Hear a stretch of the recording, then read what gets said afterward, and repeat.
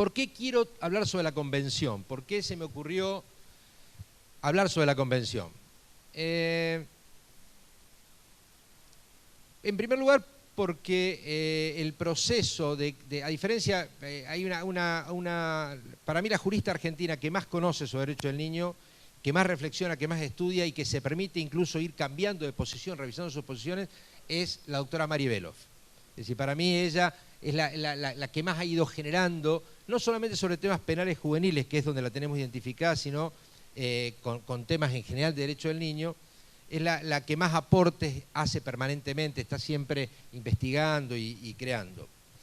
Y Mari advirtió siempre que por el contexto político y cultural en que irrumpe la Convención sobre Derechos del Niño en Argentina y en Sudamérica, hay una particular lectura que no tuvo que ver con el resto del mundo.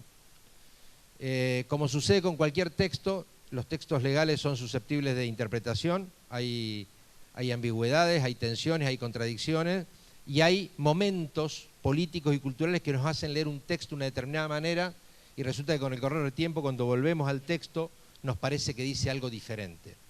En los 90, esto no lo dice Beloff, lo digo yo, en la región predominaba un fuerte modelo político, económico, social que fue caracterizado como el consenso de Washington. Una idea que del Estado nada bueno podía esperarse, que lo bueno venía de la mano del mercado y de la sociedad civil, que los derechos económicos, sociales y culturales eran una barra, un límite, un obstáculo para el desarrollo de las sociedades, que lo que había que hacer era desarticular los derechos económicos y sociales, que había que avanzar en terrenos de privatización, que el Estado en general era una mala palabra. Los que tenemos cierta edad o lo hemos leído, recordamos las discusiones políticas y sociales que había en el año 92, 93, 97 en la República Argentina y en la región. Y la convención es leída en esa clave. Es leída en esa clave. Entonces la convención aparece leída en el marco de lo que podríamos denominar, para los que entienden de políticas sociales, las políticas compensatorias. Las políticas compensatorias, que fueron muy tradicionales en los 90, era una idea de que las políticas sociales no eran universales, no eran para todo el mundo, sino que la economía resolvía los problemas y que las políticas sociales solo venían a compensar, a resolver el problema de aquellos que la economía no atendía. Es decir, la política social como una ambulancia. La política económica generando unos pocos ricos y muchos lastimados, y la política social como una política que solo iba dirigida para sostener a los más pobres dentro del mapa, que no se nos cayeran los más pobres. Y la convención fue leída no como un tratado para todos los niños y para toda la sociedad, sino que fue leída como el instrumento que venía a resolver el problema de la minoridad. Nosotros teníamos constituido desde la ley Agote de 1919 hasta nuestros días, algo de vitalidad tiene, pero se fue desestructurando lo que llaman el complejo tutelar clásico, un autor francés, Doncelot, muy conocido por los trabajadores sociales, que habló del complejo tutelar clásico. Había una estructuración de un pedazo de la infancia, de un mundo de la infancia al que llamábamos el mundo de la minoridad, de los menores, que circulaba por los juzgados de menores, por los establecimientos de menores, que era internado, cuyas familias eran estigmatizadas, consideradas parte de las familias disfuncionales, parte de lo que consideramos lo que después vimos como doctrina de situación irregular, y alguien interpretó que la convención venía solo a intervenir sobre ese sector. Entonces, no sé si algunos recuerdan esos debates, pero cuando llega la convención, la consigna era desjudicializar la pobreza, darle garantías a los chicos, porque estábamos todo el tiempo pensando en chicos que pasaban por tribunales, no estábamos pensando en los hijos nuestros. ¿Cuántos de los hijos de los que estamos acá conocen un tribunal? Seguramente la mayoría no lo conoce, pero la convención la leíamos en clave de los niños que sí pasaban por los tribunales, la leíamos en clave de que los niños esos tuvieran derechos, que fueran escuchados, que tuvieran garantías, que fueran desinstitucionalizados, que no fueran incluidos en los procesos legales solo por las razones de pobreza. Y entonces, en los últimos años en Europa no se leyó así la convención.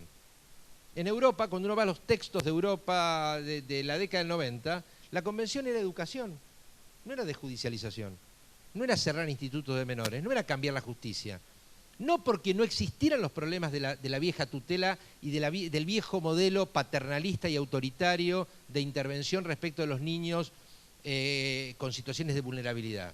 Porque en todas las sociedades hay niños en situación de vulnerabilidad. Digamos que es cierto lo que decía Joaquín, que cuando hay mejores condiciones sociales, nuestras áreas de protección de la infancia trabajan menos, pero en Bélgica hay situaciones de violencia y abuso.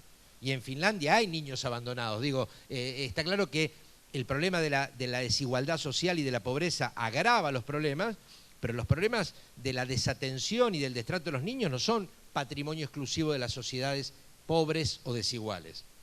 Entonces, volviendo a lo que les decía, en los países centrales se entendió que la convención venía para atender esas situaciones, pero venía también para resolver problemas de educación, de la salud, para incorporar una nueva mirada de la relación de los niños con el mundo adulto, no solamente en el marco de los procesos de la minoridad, también en otros temas de lo que Barata llama las políticas sociales básicas, la educación, la salud, la relación con el trabajo, con los medios de comunicación, una mirada que a nosotros todavía nos está costando revisar, nos está costando volver a poner en clave de instrumento para todos los niños, niñas y adolescentes a la convención y no solamente para los menores. Entonces, primera razón por la que yo entiendo necesario trabajar sobre la convención, que es una relectura de la convención, no en clave de política focalizada en los 90, sino en clave de una democracia como la que tenemos en los tiempos que corren, que tiene sus dificultades, pero que ha dejado de poner a los menores en una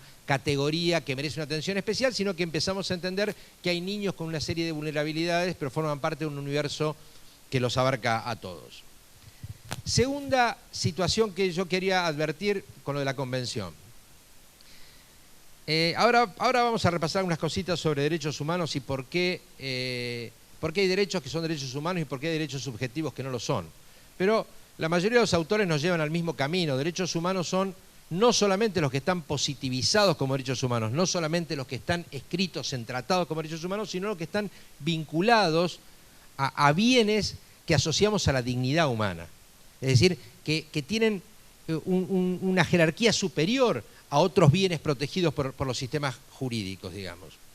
Y sin embargo, cuando los derechos que consideramos derechos humanos que estaban en la Convención, los fuimos incorporando a las leyes positivas nacionales y provinciales, pareció que dejaban de ser derechos humanos. Es decir, me parece que fuimos a un proceso de naturalización, en estos procesos de adecuación, fuimos a un proceso de naturalización donde tenemos en nuestras normas derechos humanos básicos, los vemos todos los días, y sin embargo pareciera conmovernos poco, y esto no se lo estoy diciendo a ustedes, hablo en primera persona del plural, pareciera conmovernos poco el gap, la brecha que hay entre que tengamos normas vigentes hace años que reconocen a la población en general y a los niños en particular un conjunto de derechos humanos básicos que están asociados a su dignidad como personas humanas, que regularmente una buena parte no accede a ellos y que eso de alguna manera se haya instalado, medio que se haya instalado como un efecto adormecedor, como que si incorporando el tema a la ley nos hubiéramos adormecido, como que aceptáramos que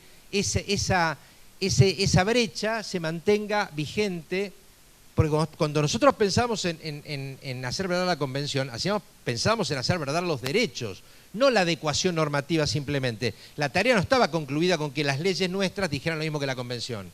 La tarea la imaginábamos cumplida con los niños y las familias gozando esos derechos. Y lo que nos ha pasado es que con relativa facilidad hemos volcado esos derechos a nuestras leyes y sin embargo, no digo que no hayamos obtenido logros, pero obtenimos bastante menos logros que los que obtuvimos sobre el papel. Es decir, hemos sido más exitosos en los papeles y en los discursos que en la capacidad de mejorar la calidad de vida de niños, niñas y adolescentes. Con el agravante de que por ahí al ver siempre esos textos reconociendo derechos, por ahí algunas veces nos confundimos y nos parece que ese tema podría estar resuelto. Por eso me parece que hay que volver a la convención, para volver a las fuentes y volver al origen de esta discusión. En tercer lugar, porque yo tengo una mirada política de lo que pasa en Argentina y en América Latina y yo no la voy a ocultar aquí. Es decir, hay momentos de expansión de derechos y para salir de la Argentina, para poner un tema que podrá ser polémico, pero seguramente nos va a pelear un poquito menos, miremos acá al lado a Brasil y podríamos creo que vamos a coincidir en general que no se viene un momento de ampliación de ejercicio de derechos civiles, políticos, económicos, sociales y culturales. Para no hablar de la Argentina, digo, para poner el ejemplo del país más grande del continente que está acá nomás. Entonces, en un contexto de posible profundización de los retrocesos en materia de derechos, yo creo que tenemos que agarrarnos de los instrumentos que tienen más jerarquía. Y la Convención es parte de la Constitución Nacional, artículo 75, inciso 22. El derecho a ser oído de los niños, niñas y adolescentes tiene en la jerarquía normativa argentina el mismo valor que el derecho de propiedad. Está claro que no lo hemos asumido con toda su dimensión, pero desde el punto de vista estrictamente técnico no merece ninguna discusión, que son derechos con idéntica jerarquía. Y para finalizar, en por qué yo quiero avanzar un poquito con la Convención o volver a la Convención, es en relación a la relación de esta tríada. A ver, el cambio de paradigma, yo no sé si en Misiones se usa mucho. En la provincia de Buenos Aires, donde uno va a una reunión de 3 técnicos de infancia, se habla de corresponsabilidad. Esta idea de la corresponsabilidad tenía que ver con, es decir, en el viejo modelo, hace 30 o 40 años, ¿quiénes se encargaban de los niños? Sus familias. Y si no se encargaban sus familias, ¿quiénes se encargaban? Los jueces. Es decir, el sistema era bastante sencillo.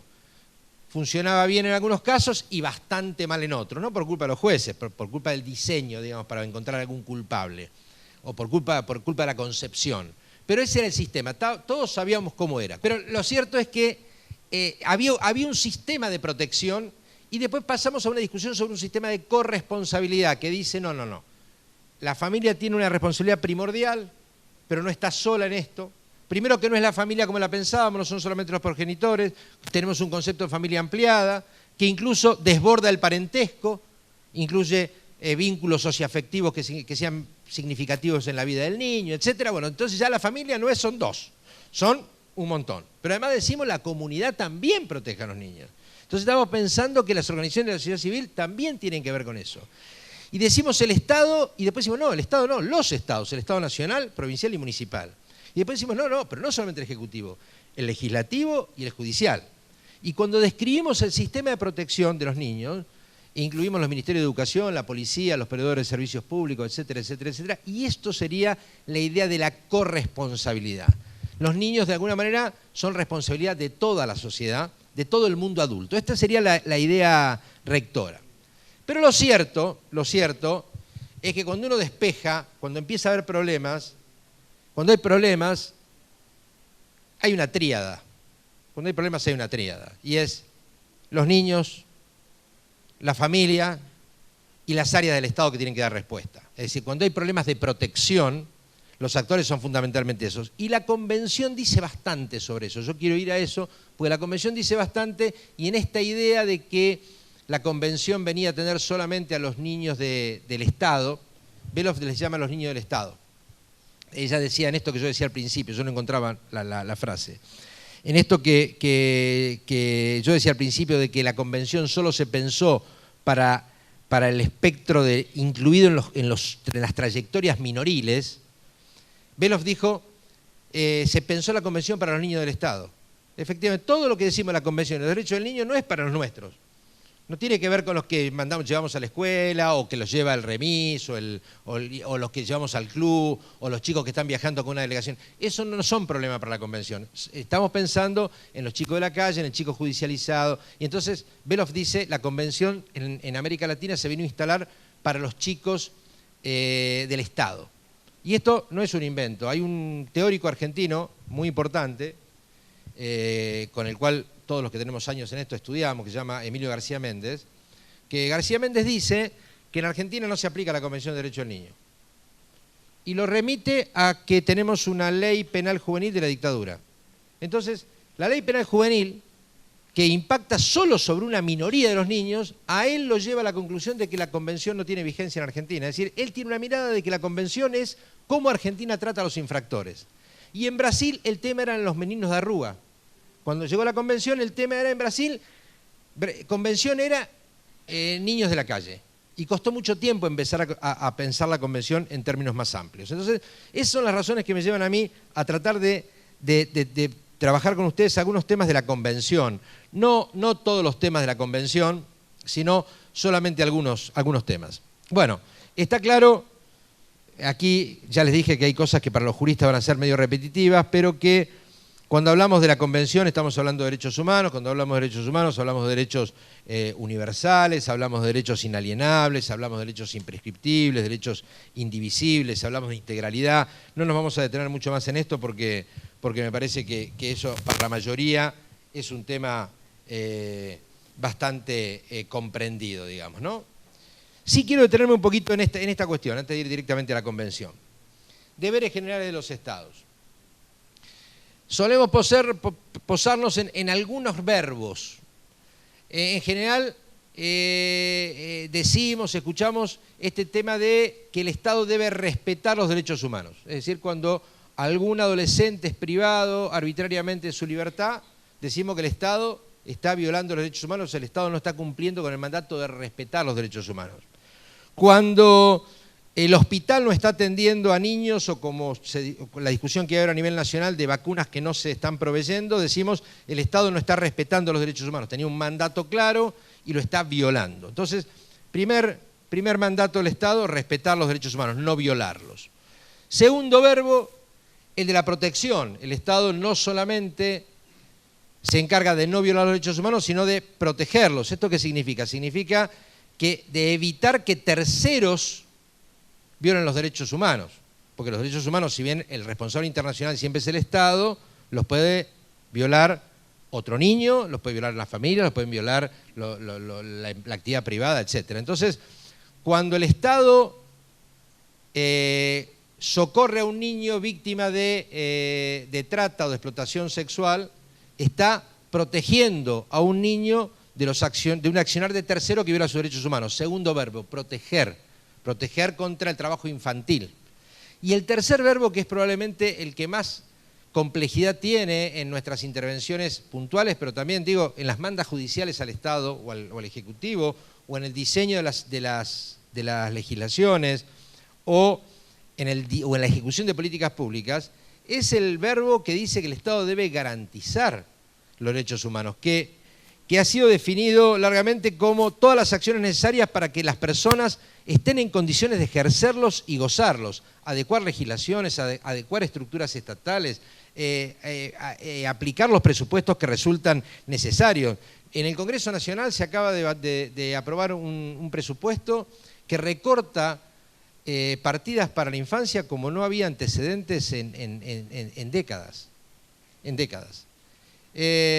Yo aceptaría discutirlo, no quiero plantearlo en términos puramente políticos, pero en términos técnicos, en términos estrictamente jurídicos, y conforme lo que dice el Comité de Derecho del Niño en la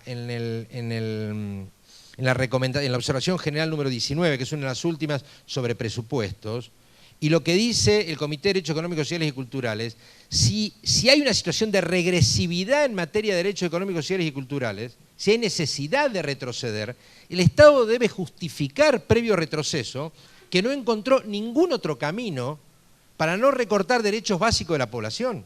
Es decir, el principio de progresividad es parte de nuestra Constitución Nacional. Está en el Pacto de Derechos Económicos, Sociales y Culturales, está en el Pacto de San Salvador, que es el pacto adicional a la Convención Americana de Derechos Humanos, y está en la Convención de Derechos del Niño.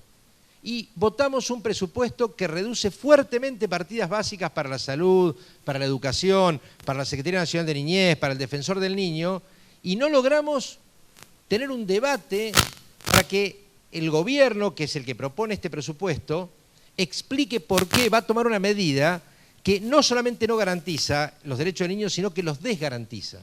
Es decir, es una medida que todos sabemos que va a tener una implicancia muy negativa y sin embargo no logramos que esto se discuta en términos jurídicos. Si quieren después podemos reflexionar un poquito sobre la relación entre la política y el problema de la ley, que creo que es lo que está en juego permanentemente en el tema de los derechos humanos, ¿no? Es decir, las normas dicen una cosa, la política no siempre cumple, ¿y quién le pone el cascabel al gato? ¿Qué relación hay entre la ley y la política? Que hay un tema que me parece que no, digamos que al momento de adherir a tratados y de sacar leyes pro derechos humanos, pareciera que este problema no existiera. Pero después, cuando la ley está y hay una brecha grande entre lo que la ley garantiza o debiera garantizar y lo que sucede en la vida de las personas, y en el medio nos aparece la política, las decisiones que tomamos como gobiernos, hay ahí un tema donde nuestra reflexión aparece bastante débil, bastante débil. Y lo pongo en primera persona otra vez, del plural, porque yo no tengo nada que ver con ese presupuesto y estoy en contra de ese presupuesto, pero sí tengo que ver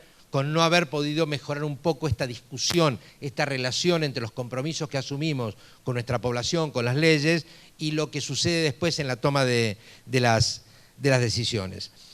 Ejemplo técnico de qué es esto de garantizar. Corte Interamericana de Derechos Humanos, caso Villagrán Morales, que es un caso de niños de la calle, niños en situación de extrema pobreza, y situación de ¿cómo se llaman los grupos de gente, de estos animales que matan pibes porque en Brasil? Escuadrón de la Muerte. Algo parecido a Escuadrón de la Muerte. Es decir, higiene social de descartables en términos de Francisco, ¿no? Del Papa Francisco. Descartables, higiene social, algunos chicos, además de vivir muy mal, muertos. Entonces el caso llega, como siempre, muchos años después a la Corte Interamericana, y la Corte Interamericana dice que Guatemala violó el derecho a la vida. Entonces hay una discusión, ¿cómo Guatemala violó el derecho a la vida si los mataron? No, dice ¿qué dice la Corte? La Corte dice, la protección del derecho a la vida de Guatemala no se limitaba a no matar ni a frenar a los que mataban, sino que se extendía a garantizar, a generar condiciones para que esos niños no vivieran en condiciones tales de que su vida no valiera nada. Eso dice la Corte Interamericana. Y dice, el Estado no solo es responsable porque no funcionaron los mecanismos judiciales, por la impunidad, sino también es responsable, dice la Corte Interamericana, porque no se garantizaron los derechos humanos. Y esta es la jurisprudencia que viene avanzando en mucha responsabilidad del Estado. Cuando se discuten responsabilidades de funcionarios públicos, está empezando a evolucionar una jurisprudencia que dice, bueno, pero ojo, el señor no manejaba el camión, pero contrató un camión y en la licitación no se tuvieron en cuenta todos los recaudos que había que tomar para que los camiones estuvieran debidamente supervisados. Entonces, de manera indirecta, parece responsable el funcionario por esta responsabilidad, la de garantizarla, de haber tomado todas las medidas y haber dictado todas las normas para asegurar los derechos de las personas que de alguna u otra manera pueden verse afectados en estos casos. Bien, rápidamente, sistemas de protección. Yo acá quiero decir dos o tres cositas. Sistema de protección de derechos humanos a nivel universal, sistema de protección de derechos humanos a nivel interamericano. Nosotros tenemos una incidencia importante en la toma de decisiones en Argentina de algunos derechos del niño vinculados con estos dos sistemas. Los sistemas, tanto el interamericano, para los que no conocen, acá hay gente que debe conocer, los sistemas tienen dos tipos de mecanismos. Tienen los instrumentos, que son los acuerdos entre los países, que son los pactos o tratados y los protocolos y las directrices. Vamos a hacerlo rápido esto. Pactos o tratados es la Convención sobre Derechos del Niño, la CEDAW, la Convención contra el Genocidio, etcétera, etcétera, que son acuerdos votados en las Naciones Unidas o en la OEA por todos los estados, que después son ratificados por las naciones y que tienen fuerza de ley en cada país. Y son tratados de derechos humanos. Los protocolos son extensiones de esos tratados. La Convención de Derechos del Niño tiene 3 protocolos, es decir, se acordó la Convención en el año 89 y después hubo 3 protocolos, uno sobre venta de niños, pornografía infantil y explotación sexual, otro sobre participación de niños en conflictos armados y otro último sobre denuncias individuales al Comité de Derechos del Niño. Pero en el caso de los protocolos, son hard law, son derecho vinculante y fuerte, como las convenciones y tratados. En cambio, las directrices o recomendaciones se votan en los organismos internacionales, pero no requieren ratificación de los estados porque no son vinculantes. Esos son los instrumentos. Directrices de Riad, reglas de Beijing sobre menores privados de libertad, etcétera, que ustedes los van a leer en algunos fallos y ayudan a entender la convención, pero no son estrictamente vinculantes. Diferentes son los pactos o los protocolos. Esos son los instrumentos. En el sistema americano hay instrumentos y en el sistema interamericano y en el sistema universal también hay instrumentos. Lo que modifica bastante los sistemas son los organismos. La otra característica que distingue a los sistemas es la existencia de organismos de vigilancia. Y ahí hay una diferencia importante.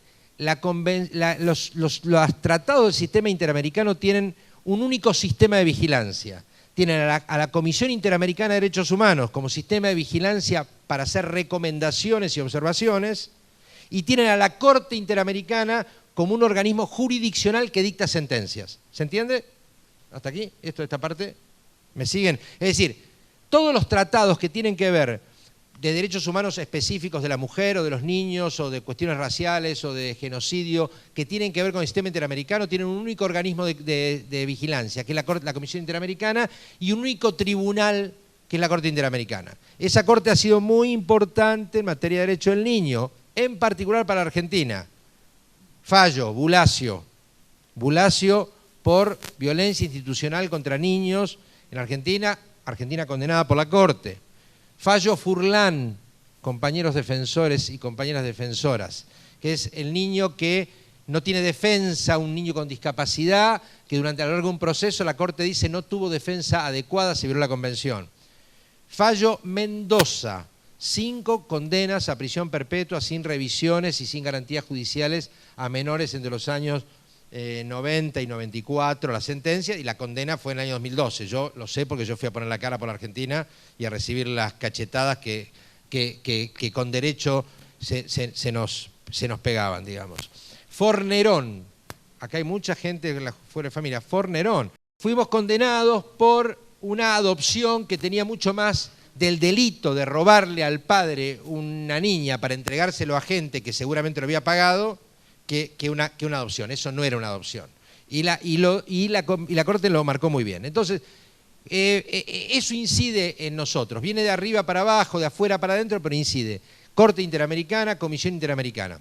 Y después, a nivel del sistema universal, está el Comité de Derechos del Niño de Naciones Unidas. Ese comité, los comités del Sistema de Naciones Unidas es un comité por tratado. Ahí ya no hay un único comité, ya no está la Comisión Interamericana que mira todos los tratados. El Comité de Derechos Económicos, Sociales y Culturales sigue al Tratado de Derechos Económicos, Sociales y Culturales, el Comité de la CEDAW sigue el del Tratado de las Mujeres y el Comité de Derechos del Niño sigue a la Convención sobre Derechos del Niño. Y tiene 3 formas de pronunciamiento. Una, que es la que en general a los funcionarios les preocupa o nos preocupaba, que es lo que dice sobre tu país. Cada 4 o 5 años el país hace un informe, las ONGs hacen un informe sombra, cuestionan lo que el Estado dice, y finalmente el Comité de 18 Expertos de Naciones Unidas saca un documento y dice, ustedes mejoraron un poquito en la educación, hay más chicos en educación inicial, pero en la adolescencia siguen teniendo muchos problemas de repitencia y de niños que dejan la escuela. Y si ustedes mejoraron mucho en la difusión de la ley 26061, pero todavía no la tradujeron a los idiomas de los pueblos originarios, y entonces en los pueblos originarios no saben lo que es la ley 26061. O te dicen, ustedes están trabajando mejor algunos temas de salud, pero la lactancia materna siguen sin trabajarla. Me permito poner 3 ejemplos que nos repite el Comité de Derecho al Niño. Un ejemplo que, si les parece pertinente para Misiones, podría decirlo. En algunas provincias ustedes lograron avanzar bastante en que los niños privados de libertad estuvieran en centros especializados, no dependientes de las fuerzas policiales o de seguridad. Pero en muchas otras provincias del país siguen teniendo chicos privados de libertad en centros que no debieran porque están en manos de las policías y no son centros especializados que garantizan sus derechos. Es decir, el Comité de Derechos del Niño te hace precisiones bastante importantes, digamos. Y lo otro que hace el comité, que yo les recomiendo a los que les interesan estos temas, cada una vez por año o cada 2 años saca una observación general sobre algún tema, porque fue viendo muchos países y va viendo temas de educación o temas de salud o el tema de qué es el interés superior del niño o el tema de qué es el sistema o cómo funciona la justicia de menores, y va sacando observaciones generales que son más o menos largas, pero tampoco son imposibles de leer, 30 páginas, 40 o 50 páginas, y ilustran sobre cómo se ve desde el órgano de control, desde el órgano que mira a todo el mundo, cómo se ve la evolución de un derecho, qué está pasando con esto otro, y son interesantes, están muy accesibles. Si no, yo les dejo después el PowerPoint y tienen ahí las fuentes. Bien, el tema de la convención. Algunas veces nosotros nos golpeamos mucho. Hoy se decía, creo que fue Joaquín o Roxana o el presidente de la Corte, este problema de cambios de paradigma y hasta dónde la sociedad hace propios esos valores, esas prácticas y que esas cosas llevan tiempo, etc.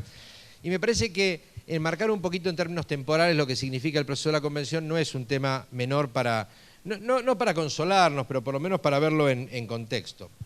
Hasta el año 1994 no hubo a nivel universal una sola declaración de los países en relación con los niños.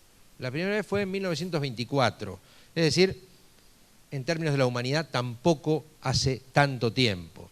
Y es interesante el proceso, impactados por los desastres que la guerra había hecho con los niños de la Primera Guerra, impulsado por Save the Children, que sigue siendo una organización de la sociedad civil inglesa, promueve un pronunciamiento de emergencia, como una especie de grito de alerta, en algo un poquito ilusorio también, que era la idea de qué podemos hacer para que las guerras, que son un desastre, no afecten a los niños. Es decir, querían hacer una especie de recorte, no contra las guerras, porque a Save the Children no le daba la espalda para ir contra todas las guerras, que en aquel momento había muchas, pero sí tratar de proteger a los niños. Entonces salió una declaración de Ginebra que tuvo mucho impacto, se votó en la Sociedad de las Naciones, no existía la ONU en ese momento,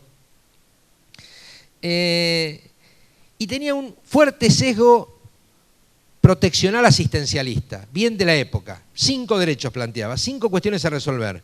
Lo que había que resolver era el bienestar de los niños, reconocer el derecho al desarrollo de los niños, la asistencia, la protección y el socorro inmediato. Era un documento corto que decía, los estados tenemos que priorizar este tipo de tareas. Primera vez que después de una guerra el mundo, los países del mundo votaban por unanimidad en la Sociedad de las Naciones este primer llamado de atención. Pocos años después nace UNICEF, en el año 46 se crea UNICEF. Y UNICEF tampoco se crea, hoy UNICEF lo conocemos porque hacen investigaciones, hacen recomendaciones, las publicaciones tienen muchos colores, etc. Pero en realidad UNICEF nació como un organismo de emergencia para atender situaciones extremas de la niñez en algunos lugares del mundo. Al inicio no había oficinas de UNICEF en Argentina. Al principio UNICEF trabajaba en África, trabajaba donde había epidemias, pandemias, guerras. Ese era un fondo de Naciones Unidas para atender la emergencia en la infancia. Con el tiempo UNICEF se fue sofisticando, pero nació en ese mismo tiempo. Y en el año 59 nace el antecedente más inmediato de la Convención, que es la Declaración de los Derechos del Niño. Y ahí ya hablamos en clave de derechos del niño.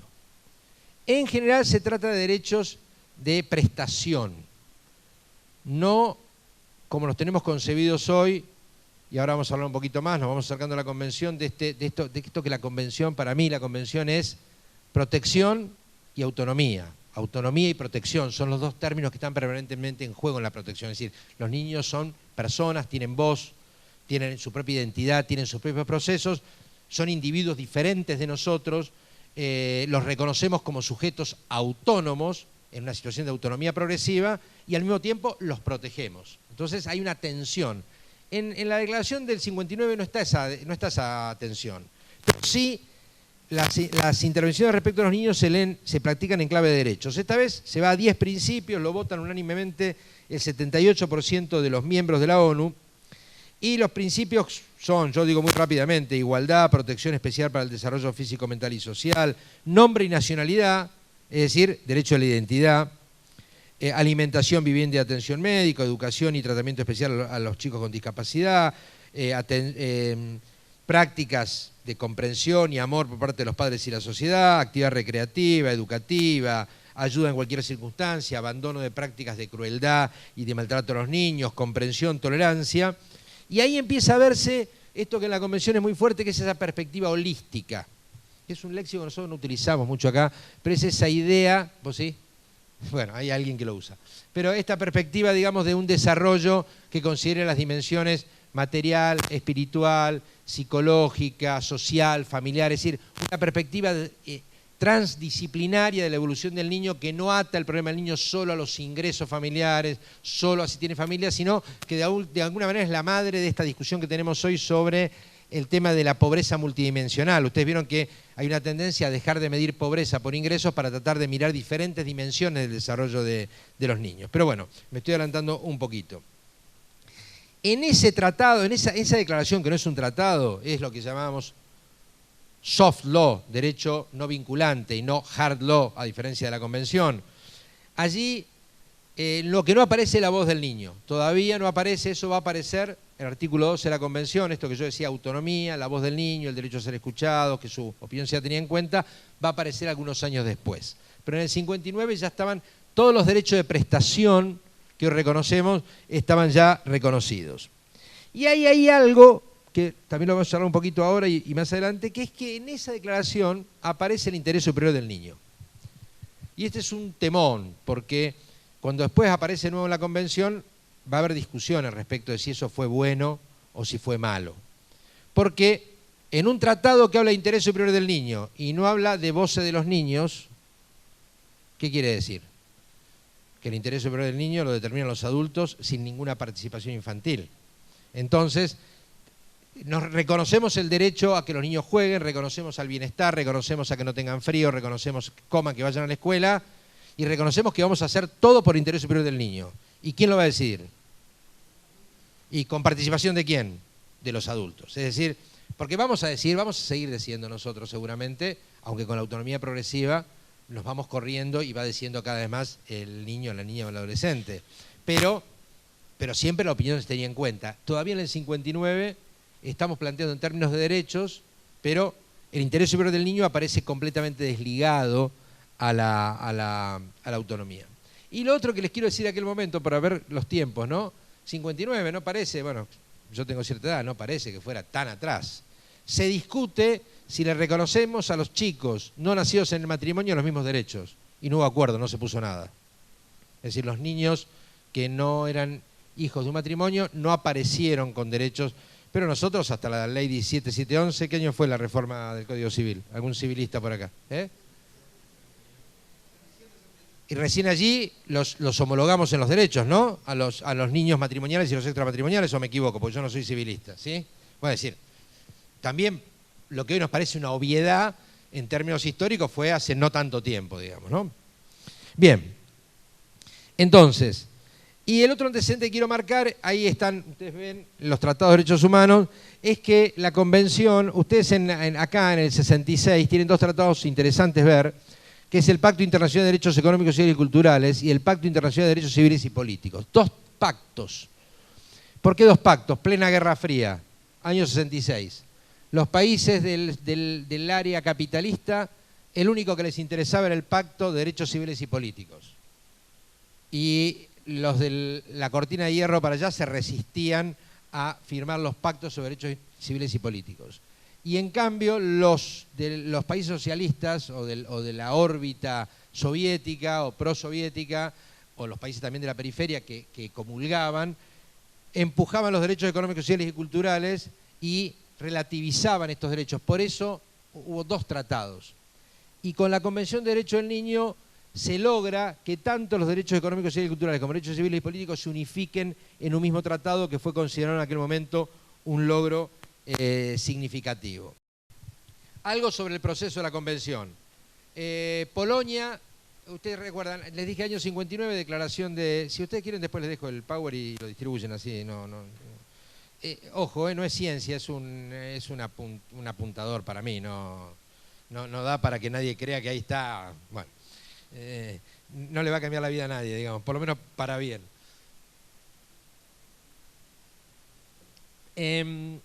A ver, Polonia lleva a las Naciones Unidas la idea de hacer un tratado, lo que había sido la declaración, en el año 78, y dice, hagamos lo siguiente, nos sentamos, redactamos el tratado y en el 79, 20 años después de la declaración, tenemos la Convención sobre Derechos del Niño. En lugar de un año, el proceso llevó 11, porque se abrió un debate muy complejo entre los países.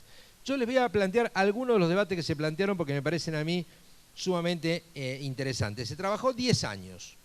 Hay un dato que no sé por qué ha perdido un poquito de notoriedad, cuando yo era más joven se lo contaba más, y es que los artículos 7, 8 y 9, u 8 y 9, o 7 y 8, corríjanme, fueron conocidos durante mucho tiempo como los artículos argentinos. porque son los que los que más enfatizan en el derecho a la identidad, a la inscripción posterior al nacimiento, y no se olviden que cuando la convención se empezó a discutir y cuando se aprobó, buena parte del tiempo fue en la dictadura y en la postdictadura, es decir, fueron 10 años, entre el 79 y el 89.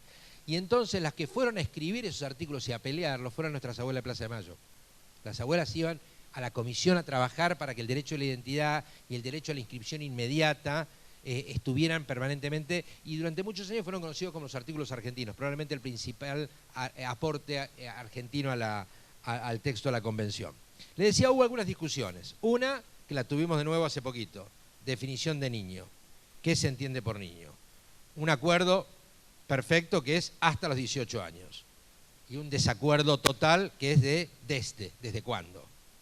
¿Se entiende esto que estamos hablando? Bien.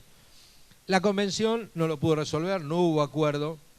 Hay algún mimo a los sectores de la idea de que el niño comienza con la concepción en el preámbulo, pero no fue dirimiente, y la conclusión generalizada fue que no hubo acuerdo, que cada país iba a resolver por sí cuál era el inicio, pero que el acuerdo era que hasta los 18 años había niño. Los mismos sectores dieron, o los mismos o bastante parecidos, otra pelea muy importante, que para mi gusto se saldó con más riqueza que la anterior, y era la relación entre el Estado y las familias. Los países con mayor incidencia religiosa, en general, eran muy renuentes a las intromisiones estatales en la vida familiar.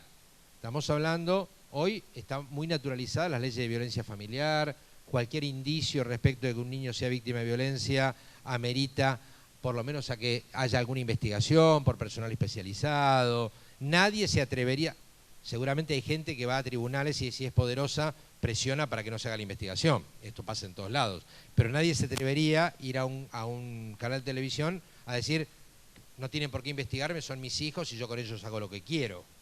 Pero esto, que quizás nadie lo diría hoy, hace 30 o 40 años, era diferente la mirada sobre esto, y entonces los mismos sectores que defendieron la idea del niño desde la concepción, que estaban bastante inspirados en cuestiones religiosas, eran muy refractarios a que el Estado pudiera hacer algún nivel de seguimiento, vigilancia o intromisiones cuando entendía que había un derecho vulnerado. Esa, yo voy a mostrarlo ahora, fue una batalla perdida por esos sectores. La convención fue clara que cuando había situaciones de abuso, maltrato, crueldad o cualquier indicio de esto al interior de la vida familiar, el Estado tenía la obligación de ir en apoyo a los niños. Pero fue una discusión larga. Otra discusión que se saldó mal, Argentina en su ratificación de la convención señala lo lamentable que fue ese cierre, fue la aceptación de que había que tener 15 años para que los autorizáramos a que los estados los reclutaran para las guerras. Es decir, la mayoría, una parte de los países decíamos no, niños no. Si no tienen 18 años no pueden ser reclutados para participar en conflictos armados, pero una buena parte de los países de la periferia y una buena parte de los países centrales, con Inglaterra a la cabeza, dijeron no. 15 años ya están para ir a la guerra, en eso no. Y entonces hubo que ceder, se dieron los sectores que planteaban los 18 años y quedó en el texto de la convención, creo que es el artículo 38.2 y 38.3, que la edad a partir de la cual pueden ser reclutados los niños en Fuerzas Armadas son los 15 años y que de ser posible no participen de los conflictos directamente a los que no tengan 18. Después, para resolver esto, salió un protocolo facultativo, pero el protocolo facultativo solo es vinculante para los países que adhirieron al protocolo facultativo. Hay otras partes de países, que yo no sé cuáles son, que siguieron adheridos a la vieja edad en la cual se podía participar en conflictos armados. Hubo varios debates. Y otro, que es el mismo que yo les decía acá, lo de la inclusión de los derechos económicos, sociales y culturales. Ahí hay un artículo clave de la Convención, que es el artículo 4 de la Convención. El artículo 4 de la Convención, que es el del principio de efectividad, dice que los estados deben adoptar todo tipo de medidas administrativas, judiciales, legislativas para hacer realidad los derechos consagrados en esta convención. Punto aparte. Y después dice, en el caso de los derechos económicos, sociales y culturales, los estados deberán cumplir con esto en la medida de sus posibilidades y de los recursos con que cuenten. Es decir, Los derechos de libertad en la Convención son de exigencia inmediata. Los derechos de provisión educativa, alimentaria, de vivienda, de bienestar material, son derechos que, de acuerdo al texto de la Convención, son de cumplimiento progresivo conforme los recursos de los Estados. Yo por eso les decía que la discusión del presupuesto se enmarca en eso.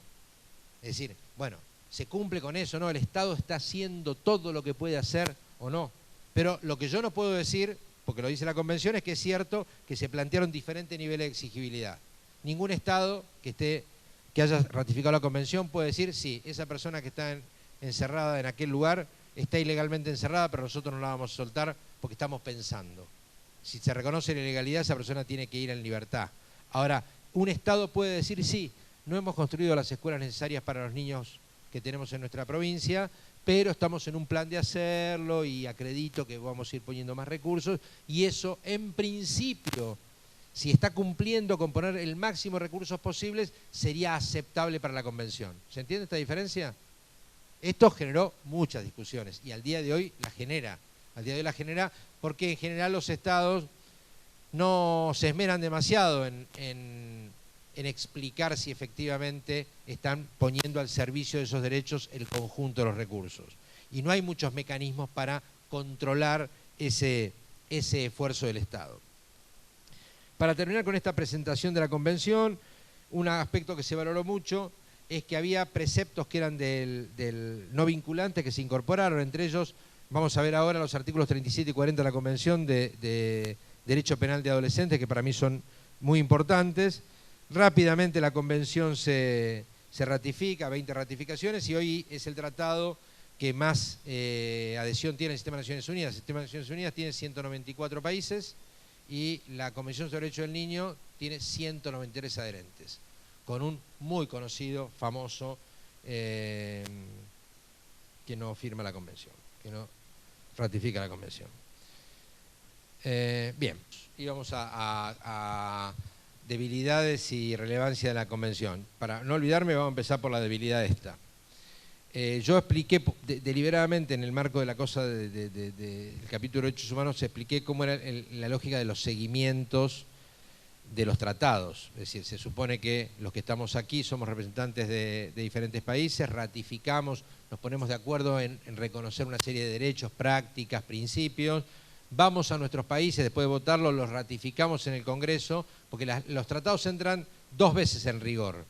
Hay un rigor general que es cuando, una vez que lo hemos votado en Naciones Unidas o en la OEA, se da el mínimo de ratificaciones. El tratado en los últimos artículos dice, este tratado entrará en vigor con 25 ratificaciones. Los que estamos acá, ¿cuántos sabremos acá? No sé, 120, 150. Si el tratado decía que con 30 de acá ratifican, el tratado entró en vigor, pero entró en vigor para ellos. Y para los demás van entrando en la medida que van ratificando. ¿Me siguen hasta ahí? Bien. Pactamos. Sistema interamericano. Si no cumple, Comisión Interamericana que pueda hacer recomendaciones y eventualmente fallo de la Corte Interamericana. Sistema universal. Estamos hablando de niños. Recomendación del Comité de Derecho del Niño y ahora se creó un protocolo facultativo para llevarle al Comité de Derecho del Niño también casos individuales, pero tampoco con facultades de dictar sentencias, sino con facultades de emitir recomendaciones. Ahora, incluso la Corte Interamericana, que dicta sentencias, pertenece a una dimensión del poder a nivel regional que carece de la posibilidad de aplicar coactivamente las normas. ¿Se entiende lo que estoy diciendo? A ver, aquí hay jueces y defensores. Si yo no pago una deuda y el juez decide intimarme y embargarme, si yo no pago, el juez va y de lo poco o mucho que yo tengo, embarga para asegurarle al acreedor su crédito. Pero porque tiene una facultad coercitiva, y es más, si yo escondo mis bienes, va a ir con un oficio, el oficial de justicia, la policía, y lo va a hacer. Y si yo me interpongo, va a utilizar la fuerza pública para correrme a mí para hacerlo. Eso que se puede hacer entre los particulares a nivel de Estado Nacional, a nivel de los sistemas de Naciones Unidas, por el momento no se ha logrado hacer. No se ha logrado hacer para fines justos. Es decir, el empleo de la violencia en el sistema universal se emplea y mucho. pero no para hacer vigentes este tipo de funcionamiento. Si no hay antecedente de que por el Comité de Derechos del Niño le haya hecho una recomendación a un país, se acordara que el sistema de Naciones Unidas haga una intervención coercitiva para imponer esa decisión. Es decir, hoy el sistema de Naciones Unidas y el interamericano parte de la base de que estas sentencias o recomendaciones generan una fuerza moral de presión. Eventualmente puede generar algún tipo de medida política de aislamiento, de boicot, pero no hay capacidad para imponer coercitivamente este tipo de sentencias. Estos sistemas, por eso, algunos son más débiles que otros. Hay otro problema más con los niños en particular que merece menos atención, y es el de los tiempos. Nos hemos acostumbrado a que el litigio...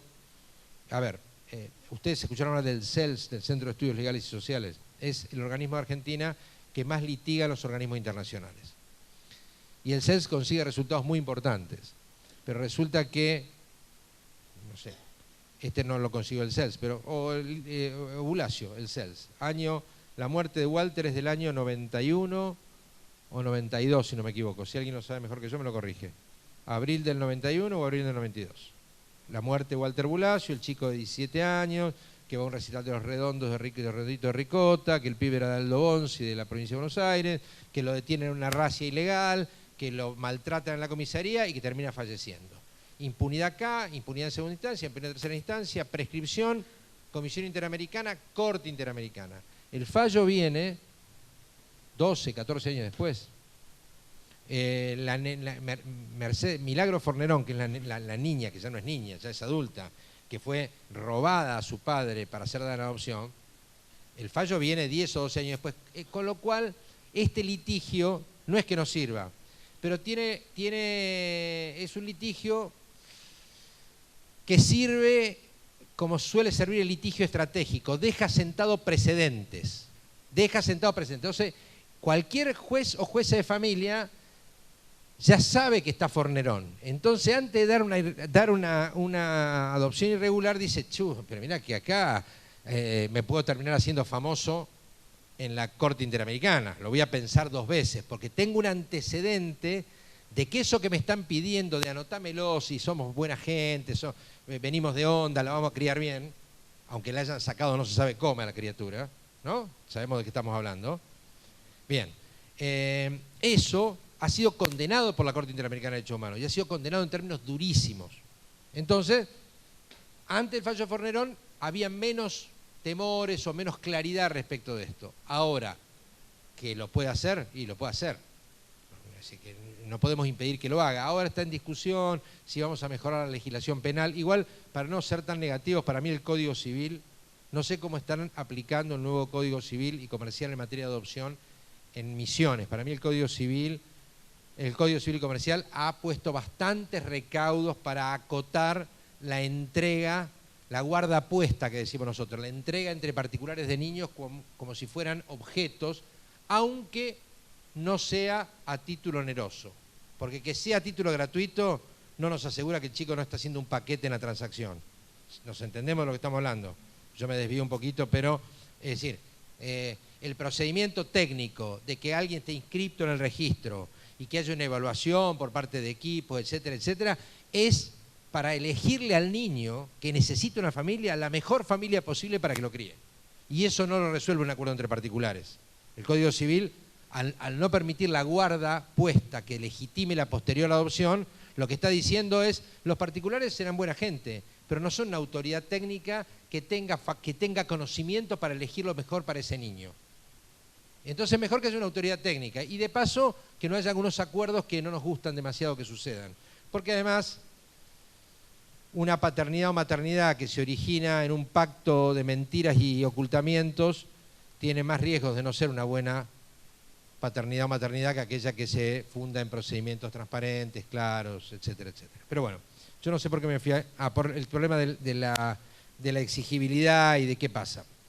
A ver, algunas fortalezas y debilidades de la Convención. ¿Qué nos dice Beloff, que yo la he citado bastante y acá la sigo a ella? Este es un texto viejo de Mari, pero algunas cosas que ella remarca que me interesa remarcar y algunas dudas, no de la interpretación, sino del texto.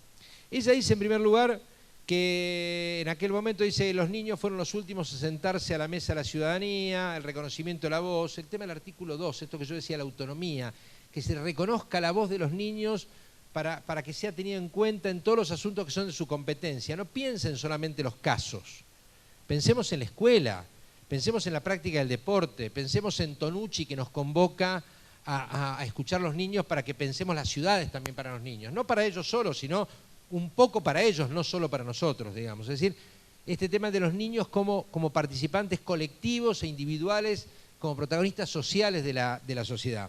Y ahí Baratta reconoce, Baratta es un jurista italiano que a mí me encanta, el tipo dice, yo hasta que no vi la convención, ni yo mismo me había dado cuenta de que la convención es un testimonio de la importancia que el tema infantil tenía dentro del sistema democrático y la histórica exclusión de la voz de los niños.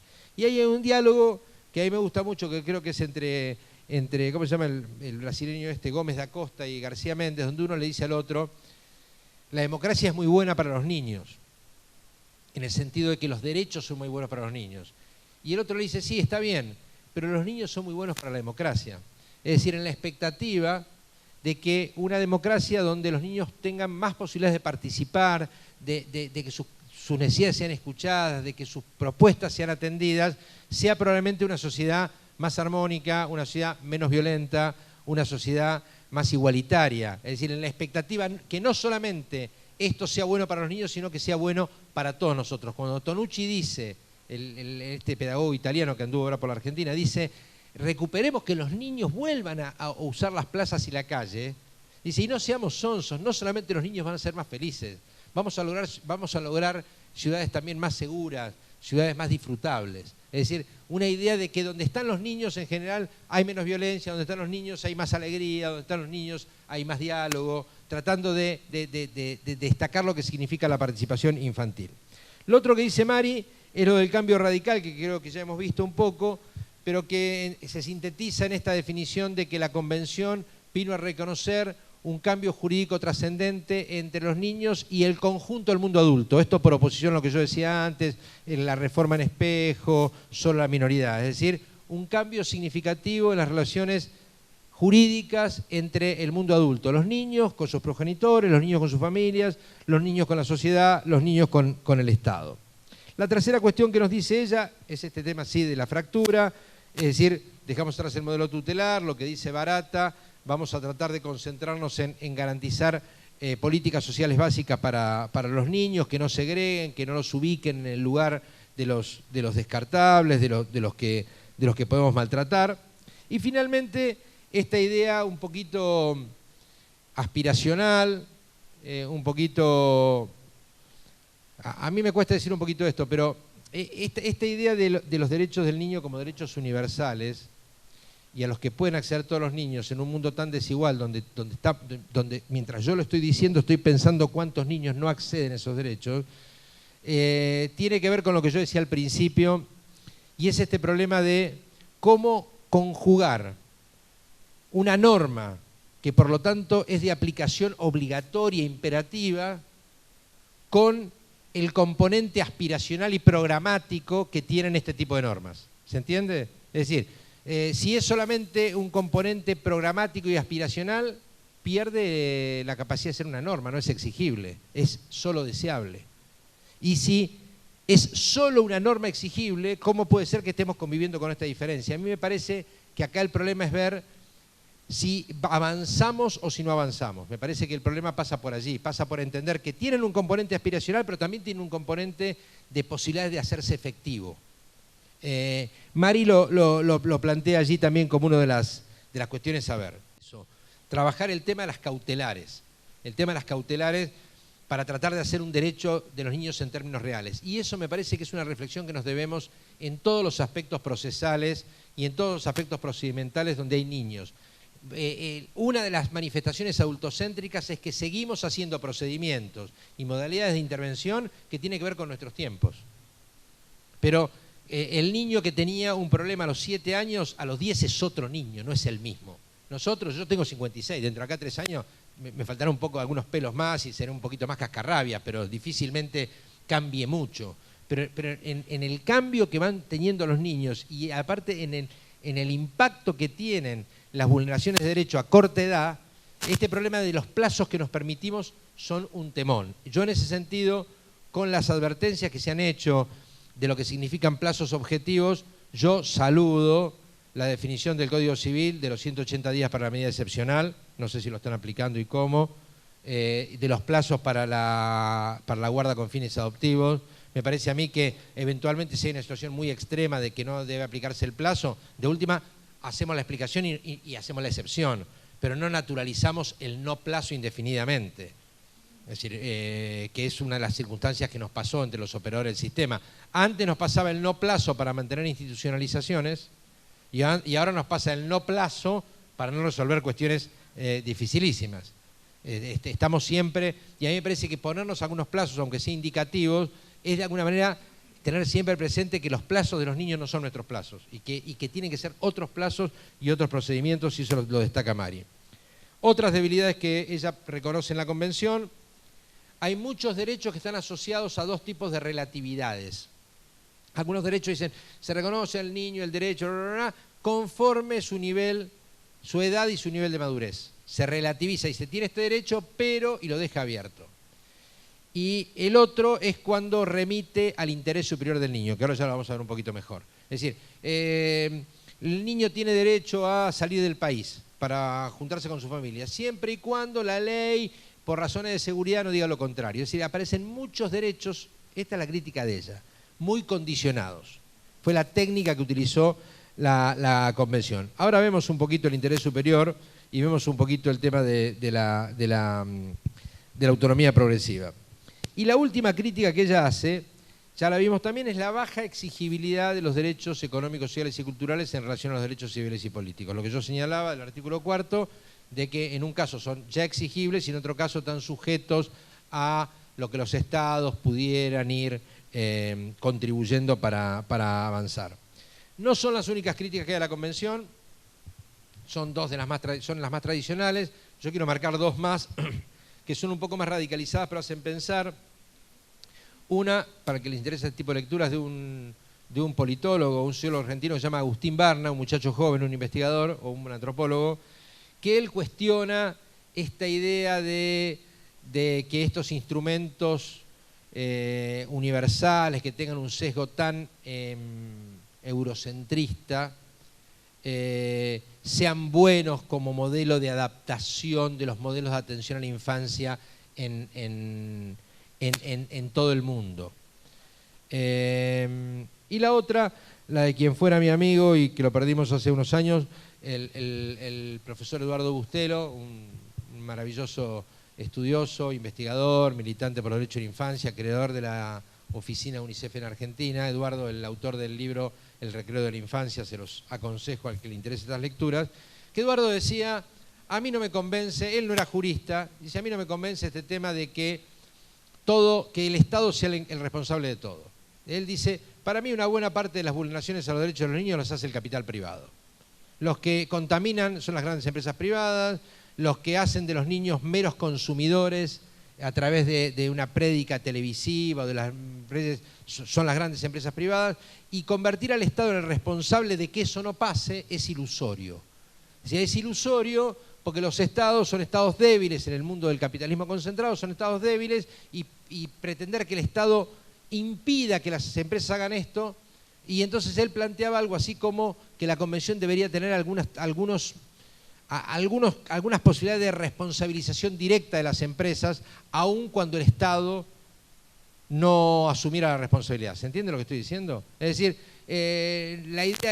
cuestionaba un poco esta idea de que en las denuncias de derechos humanos, por ejemplo, a nivel internacional, solo pueden ser denunciados los estados. Porque él decía, en muchos casos, la desigualdad entre el Estado y el gran capital, que provoca un perjuicio muy grande.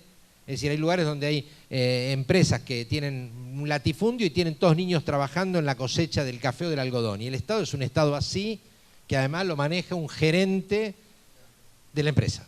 Entonces él decía, bueno, entonces acá no tenemos ningún tipo de posibilidad de discutir nada, porque la única posibilidad que tenemos es de llevarle esto al Estado, y el Estado es la empresa. Entonces él decía, el sistema de protección debiera habilitar otras vías. Esa era la crítica de Eduardo. No era jurista, no se le dio mucha bolilla.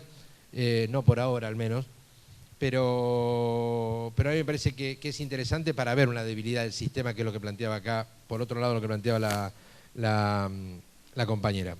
Hay una crítica que hizo también Barna, que en la convención, ahora vemos un poquito el interés superior del niño, en la convención el interés superior del niño no aparece relacionado en lo más mínimo a la escucha de los niños, y en eso arrastra el problema de la declaración del año 59. Eso nuestras leyes locales lo han mejorado. La ley de Misiones, cuando describe qué elementos componen el derecho el interés superior del niño, pone el derecho del niño a ser oído. Es decir, nadie podría alegar en Misiones, cumpliendo con la ley, que algo se está haciendo en nombre del interés superior del niño sin haberle dado participación y sin haber escuchado a ese niño, o haber intentado, si es un niño más pequeño, entender cuál era su interés en el tema del litigio en cuestión. Bueno, esto es medio aburrido, pero rápidamente los principios de la Convención. Este es un tema bastante consensuado. Hay un montón de cosas que hoy decimos que dice la Convención, que no las dice la Convención, que es una construcción conceptual posterior. Yo ya les dije que el Comité de Derechos del Niño es muy proactivo en ir sacando documentos que serían algo así como doctrinarios, ¿no? Que van explicando distintas cuestiones. Por ejemplo, todos hablamos del sistema de protección de derechos, la Convención no habla del sistema de protección de derechos. El defensor del niño, yo soy postulante, compito ahora por el defensor del niño, la Convención no dice, todo dice, no, la Convención dice que tiene un defensor del niño, la Convención no dice eso, no dice el sistema de protección de derechos. Hay un montón de productos que se fueron instalando que son derivaciones que han hecho los expertos de la letra de la Convención. Y hay una observación general que es muy importante, que es la observación general número 5 del año 2003, porque ya del año 2003 lleva 13 años de vigencia la Convención.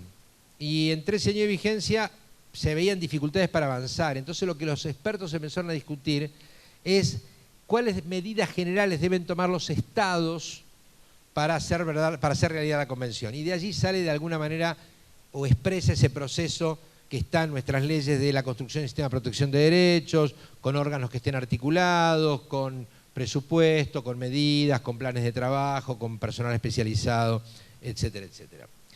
Interés superior del niño, lo voy a sintetizar para que charlemos un poco al final, pero la discusión sobre interés superior del niño, la discusión inicial que hay es un planteo de...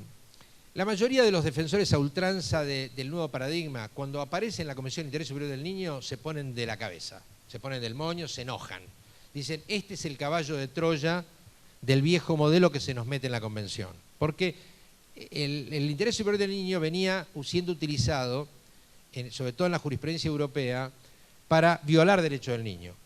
Sí, escuchamos que el niño quiere esto y nos parece, y el especialista dice que el niño tiene razón, etcétera, etcétera, pero lo cierto está en que, teniendo en cuenta lo que los padres han dicho, fue el derecho del niño. Es decir, había un empleo de esa categoría para, en nombre del interés superior del niño, hacer exactamente lo que no era el interés superior del niño. Una especie de enjuague, una válvula de escape para no cumplir lo que había que hacer. Entonces, cuando se incorpora a la Convención, se arma un lío bárbaro, pero era un acuerdo. Entonces, Sillero Bruñol, que es un chileno que es muy prolífico, y si leen un poco lo van a encontrar en muchos lugares, Sillero Bruñol dice, es el caballo de Troya. Esto, el interés superior del niño, es una trampa. Barata, otro jurista, dice, no, bueno, pues está en la Convención, tenemos que encontrarle una interpretación. Entonces, él observa que la manera en que está descrito el interés superior del niño en la Convención está siempre puesto como una limitación a los funcionarios. Dice, el interés superior del niño en la Convención es un principio garantista.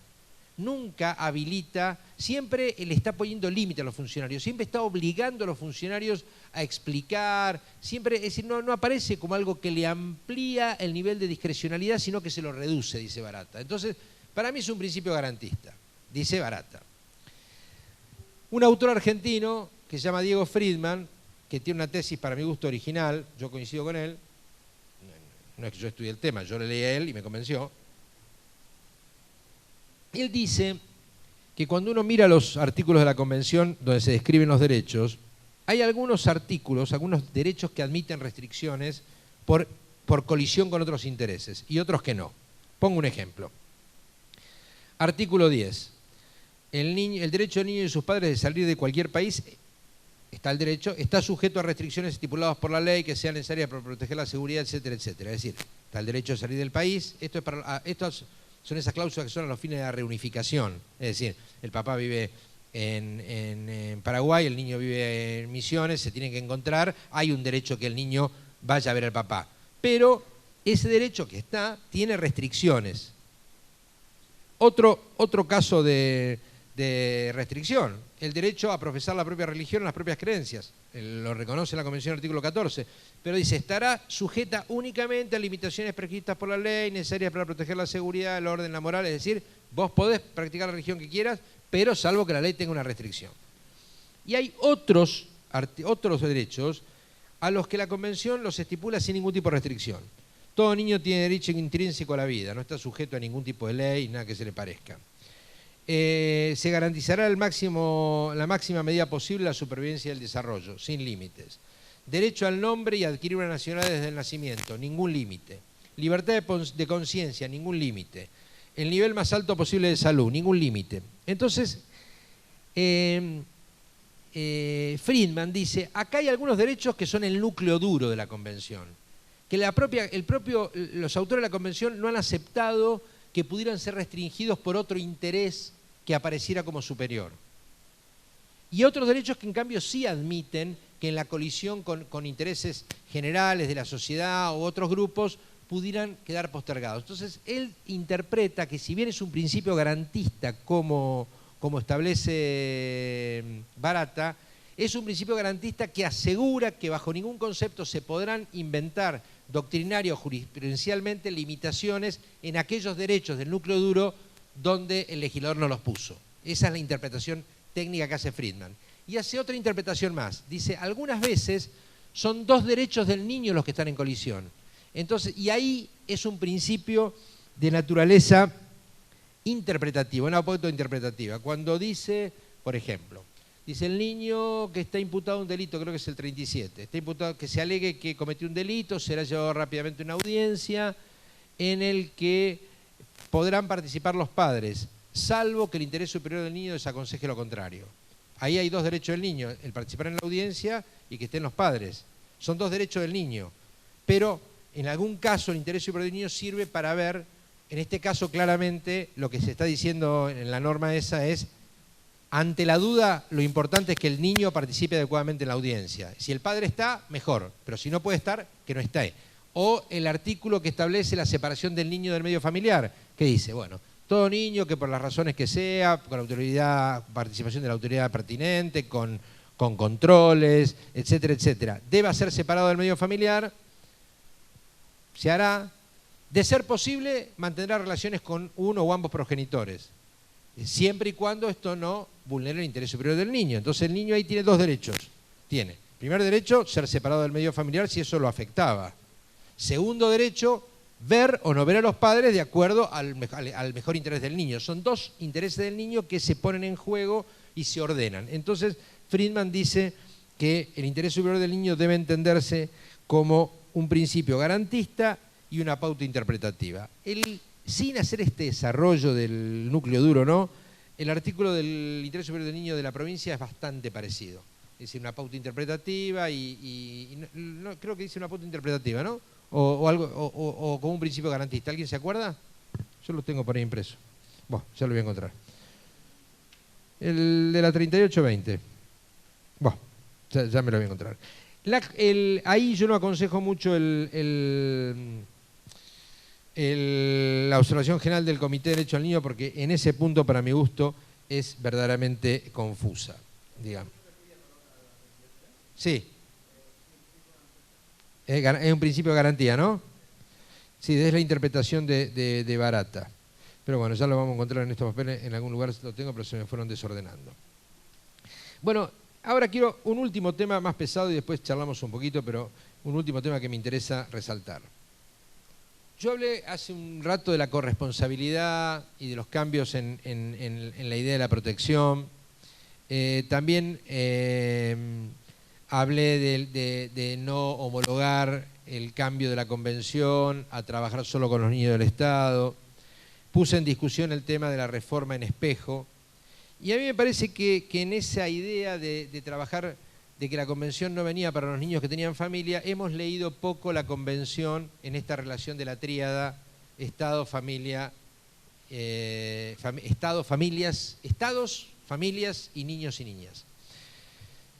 Pongo afuera a la sociedad civil porque a mí me parece que, tema para discutir, seguimos escribiendo que la corresponsabilidad incluye organizaciones de la sociedad civil, pero a mí me parece que las organizaciones de la sociedad civil son partícipes o de las políticas públicas o de las acciones de protección si alguno de los actores que tienen legitimación originaria lo habilita.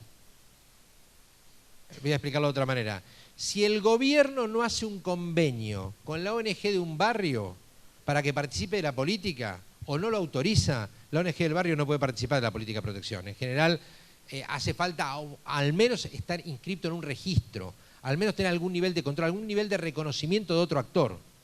O en los casos particulares, cuando armamos una estrategia para sostener una familia con niños con dificultades, por ahí interviene alguna entidad de la sociedad civil, casi siempre interviene, pero en general a instancias de la familia o de las áreas de protección. En general me parece a mí que de los actores, yo creo que de estos actores de la corresponsabilidad hay como una tríada que actúa por derecho propio, exigible, que son la familia, los niños y los estados, y hay un componente que ya no actúa, le planteamos el derecho, pero si no se lo reconocemos nosotros desde el Estado, las familias o los niños, me parece a mí que es un actor que no participa en la corresponsabilidad con los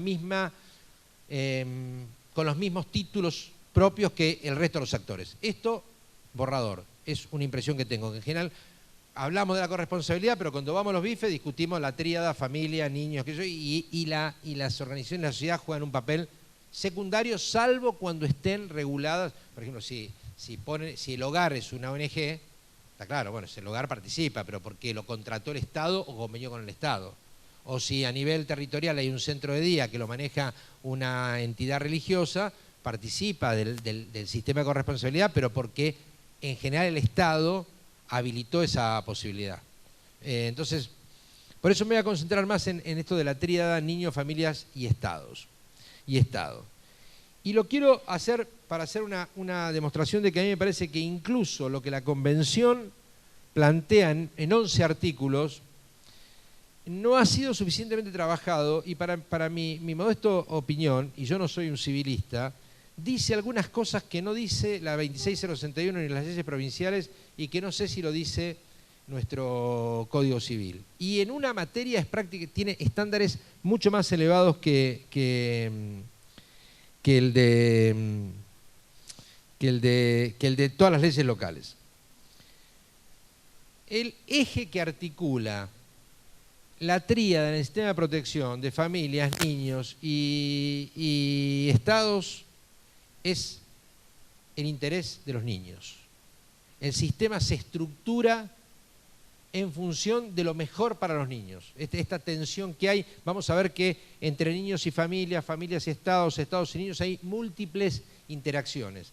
Todas están guiadas, o debieran estarlo conforme a la Convención, a fin de garantizar la máxima satisfacción posible y simultánea de derechos de niños, niñas y adolescentes, el interés superior del niño. En primer lugar, se lo voy a hacer por artículos para que lo vean un poquito mejor. El artículo 5 de la Convención es el que plantea que el Estado respeta los derechos y deberes de los progenitores. Para simplificar, la Convención acá dice progenitora, representante legal o cualquier otra forma de representación que tuviere según el país. Bueno, vamos a hablar de progenitores. Se entiende que estamos hablando de cualquiera que tenga al niño al cuidado, ¿cierto? Bien. El artículo 5 dice, respecto el Estado le debe un respeto, le respeta los derechos y deberes de los progenitores, de impartirle, en consonancia con la evolución de sus facultades, la dirección y orientación apropiadas para que los niños ejerzan sus derechos. Acá en muy poco dice mucho. Dice, el Estado apoya a las familias. Los progenitores son los que tienen el derecho de orientación y dirección de la evolución de los niños. Pero lo hacen conforme dos limitaciones. Primera, de acuerdo a la evolución de las facultades de los niños, es decir, cuanto el niño más evoluciona en sus facultades y adquiere más autonomía, la capacidad de dirección y orientación de los progenitores se repliega y se limita, ¿sí? Autonomía progresiva, ¿nos entendemos hasta allí? Está claro que la fuerza de la orientación y supervisión de los progenitores en un niño de 2 años no es la misma que en un chico de 17. Y también depende de cada tema. Pero además dice que es para que el niño ejerza sus derechos. Es decir, tampoco acepta la Convención que ese apoyo que el Estado le da a la familia o que acepta que la familia que dirija los procesos de orientación y supervisión sean con cualquier dirección. Es para el ejercicio del niño. Si esa crianza no va a favor de que el niño ejerza sus derechos, ya ese apoyo y ese respeto del Estado a las familias puede ser puesto en crisis. ¿No? ¿Nos entendemos hasta allí? Voy a saltar algunos artículos, pero en el 9 se establece la limitación para que un niño no sea separado contra la voluntad de sus padres. Ahí se plantea que tiene que haber intervención judicial, autoridades competentes, que debe hacerse en función del interés superior del niño y que debe ser posible haya relaciones personales. Pero vuelve a afirmar que salvo circunstancias fundadas, habla incluso de descuido, maltrato, abuso, salvo en caso de circunstancias muy fundadas, los padres tienen derecho que el Estado no les quite a los niños y los niños tienen derecho a no ser separados de los padres. Es decir, volvemos a ratificar el principio de que el Estado apoya a los progenitores en la crianza, salvo que se den estas situaciones. En el artículo 18 se vuelve a plantear que los padres tienen obligaciones comunes en lo que respecta a la crianza y el desarrollo del niño, pero también se señala que su preocupación fundamental debe ser el interés superior del niño. Es decir, que esas facultades que son facultades limitadas que le reconoce la Convención. Dice, nosotros no va a haber injerencias indebidas, el Estado va a apoyar a las familias. Y las familias tienen derecho a la crianza, a la orientación, a la supervisión de los niños, pero a fin de que cumplan sus derechos y respetando el interés superior del niño. Es decir, que los niños, los padres tienen todas las facultades, pero no pueden hacer cualquier cosa con los niños. No pueden, por ejemplo, exponerlos a prácticas de abuso sexual simplemente porque no se les da información. Porque no les ha sido reconocido el derecho de la crianza a como sea. Por ejemplo, los niños tienen necesidades de tener educación vial, porque si no sabe cómo funcionan los semáforos y cómo funcionan las cebras y cómo funcionan las calles, los autos los matan a los niños. Entonces, los padres tienen derecho a educar a los niños, tienen derecho a elegir dónde se educan, etcétera, etcétera.